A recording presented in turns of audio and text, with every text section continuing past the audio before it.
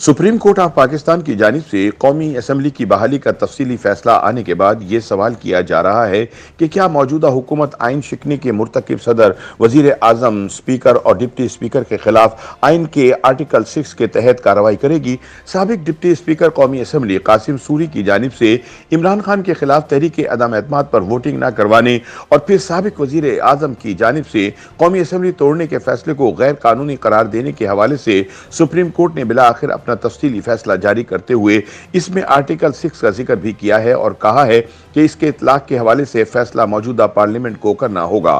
Supreme court ने अपने तफसीली फैसले में डिप्टी स्पीकर, सदर और वजीर आजम की जानिब से किए गए इक़दामात को गैर आईनी और गैर कानूनी करार देते हुए रद्द किया है।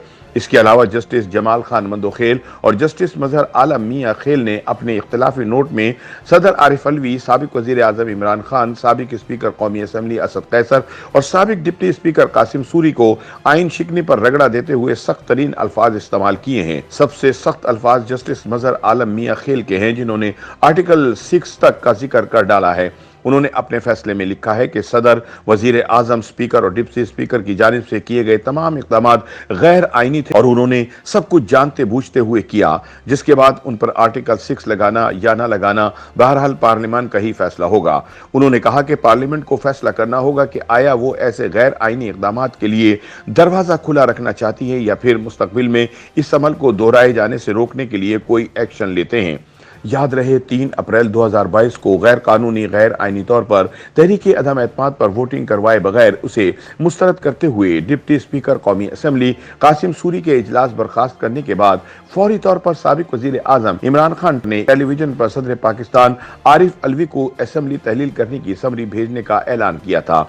हालांकि अपने खिलाफ तहरीक अदम एतमाद पेश हो जाने के बाद वो सदर को असम्बली तहलील करने की समरी भेजने के मिजाज नहीं थे।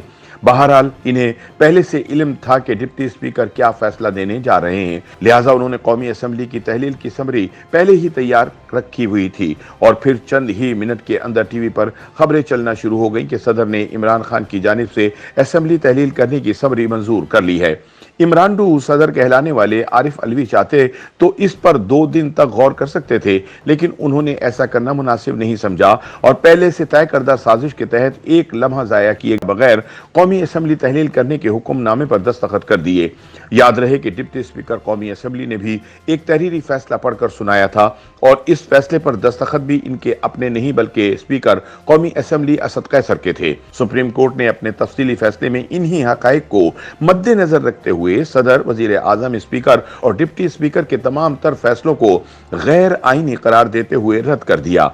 लेकिन जस्टिस जमाल खान मंदोखेल और जस्टिस मजहर आलम मियां खेल ने अपने इख्तिलाफी नोट्स में ये हरकत करने वालों के हवाले से आर्टिकल 6 तक का जिक्र कर डाला। तफसीली फैसले में ज्यादातर जजिस ने साइफर के मामले पर वाज़े अल्फाज में लिखा कि पाकिस्तान के अमरीका में तब के सफीर की जानिब से लिखा गया मुरासला साजिश के इल्जाम को साबित करने के लिए नाकाफी था। चीफ जस्टिस उमर अता बनियाल ने तफसीली फैसले में लिखा कि 31 मार्च 2022 को पार्लियामानी कमेटी बराए नेशनल सिक्योरिटी और खुद हुकूमती बेंचेस पर बैठे तहरीक इंसाफ के अरकान ने इस मामले पर कोई खास गर्मजोशी नहीं दिखाई और न ही किसी किस्म की इंक्वायरी और तहकीकात का हुक्म दिया। अलबत्ता सियासी तज्जियाकारों का कहना है कि तफसीली फैसले में कुछ मामलात पर साबिका हुकूमती जमात के साथ नरमी बरती गई है। मसलन स्पीकर और डिप्टी स्पीकर की जानिब से किए गए 3 गैर कानूनी इक़दामात सामने रखे गए।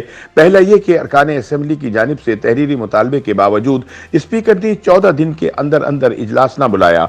दूसरा ये कि डिप्टी स्पीकर की जानिब से बैरूनी साजिश के मामले पर अपोजिशन जमातों को नहीं सुना गया और तीसरा ये कि डिप्टी स्पीकर ने इख्तियारात का नाजायज इस्तेमाल करते हुए तहरीक अदम एतमाद पर वोटिंग करवाए बगैर इसे मुस्तरद कर दिया।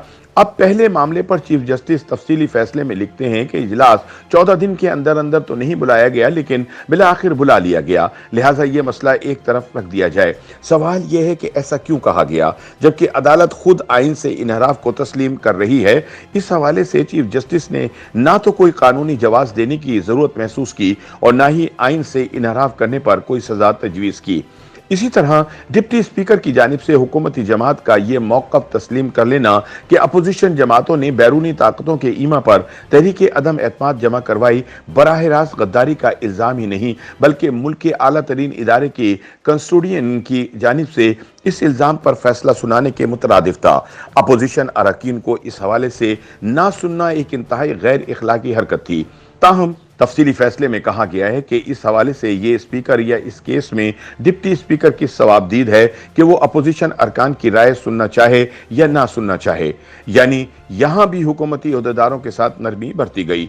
ताहम तीसरे मामले पर बात बिल्कुल साफ थी और यहां तफसीली फैसले में भी किसी किस्म की कोई गुंजाइश निकालना नामुमकिन था।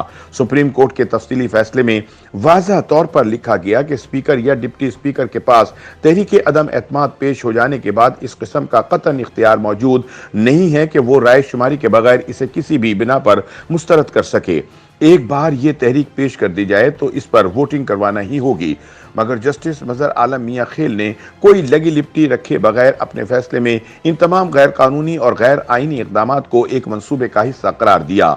उन्होंने लिखा कि इस रोज स्पीकर गैर हाजिर नहीं थे, वह ऐवान में मौजूद थे, तो फिर उन्होंने इजलास की कार्रवाई खुद क्यों नहीं चलाई? वो ये बताने से कासिर रहे। लिहाजा मैं बिला झिझक कह सकता हूं कि स्पीकर और डिप्टी स्पीकर ने आईनी अहकामात की खुली खिलाफ वर्जी की। डिप्टी स्पीकर के पास इस रोज इजलास की कार्रवाई की सदारत करने का कोई इख्तियार नहीं था और ना ही वो वजीर आजम के खिलाफ पेश की गई तहरीक अदम एतमाद को मुस्तरद करने का इख्तियार रखते थे। वो मजीद लिखते हैं कि डिप्टी स्पीकर का महज ये इकदाम ही इनकी जानिबदारी साबित करने के लिए काफी है, जो कि मेरी नजर में स्पीकर के ओहदे की शायना शान नहीं। उनका यही इकदाम इनके फैसले को मुस्तरद करने के लिए काफी है। इसके बाद जस्टिस मजहर आलम मियां खेल मजीद सख्त अल्फाज इस्तेमाल करते हुए लिखते हैं कि आइन के इब्तिदाई अल्फाज में इख्तियारात का इस्तेमाल एक मुकद्दस अमानत करार दिया गया है और ये इख्तियार महज अवाम के मुंतखब नुमाइंदे ही इस्तेमाल कर सकते हैं। ताहम सदर, वजीर आजम, स्पीकर, डिप्टी स्पीकर और वजीर कानून ने इस मुकद्दस अमानत में खयानत की। वो लिखते हैं कि डिप्टी स्पीकर की करारदाद को मुस्तरद करने से लेकर सदर के असम्बली तोड़ने तक तमाम इक़दामात मामूल की कार्रवाई नहीं थे, बल्कि एक सोचे समझे मंसूबे के तहत आइन के साथ एक फ्रॉड करते हुए तहरीक अदम एतमाद को शिकस्त देने के लिए उठाए गए थे। मेरी नजर में आइन के आर्टिकल 5 को आइन की खिलाफ वर्जी करने के लिए इस्तेमाल किया गया। ताहम ये इक़दामात आर्टिकल 6 के जुमरे में आते हैं या नहीं, इसका फैसला अरकान पार्लियामान पर छोड़ा जाना चाहिए कि आया वो ऐसे गैर आइनी इक़दामात के लिए दरवाज़ा खुला रखना चाहते हैं या फिर इनको मुस्तकबिल में दोहराए जाने से रोकने के लिए इस हवाले से कोई एक्शन लेते हैं। जस्टिस जमाल खान मदोखेल ने भी अपने इख्तिलाफी फैसले में अटॉर्नी जनरल की इस दरख्वास्त को आड़े हाथों लिया कि चूंकि अब सदर ने यह फैसला कर दिया है, लिहाजा अब आप भी इस पर अमल दरामद होने दीजिए। वो लिखते हैं कि जब डिप्टी स्पीकर की रूलिंग को गैर कानूनी करार दिया गया तो अब सदर ने क्या हुक्म जारी किया और इन्हें क्या समरी मौसूल हुई, इसकी कोई अहमियत ही नहीं रहती। दूसरे ये कि अटॉर्नी जनरल की ये इस्तदा नजरिया ज़रूरत के तहत की गई। वो लिखते हैं कि इस मुल्क ने पहले ही नजरिया ज़रूरत के हाथों बहुत नुकसान उठाया है और गैर आइनी कुव्वतों ने बार बार इसे इस्तेमाल किया, जबकि यही अदालत इसको कानूनी जवाब फराहम करती रही, लेकिन इससे कोई फायदा नहीं हुआ, उल्टा जमहूरियत को नुकसान उठाना पड़ा।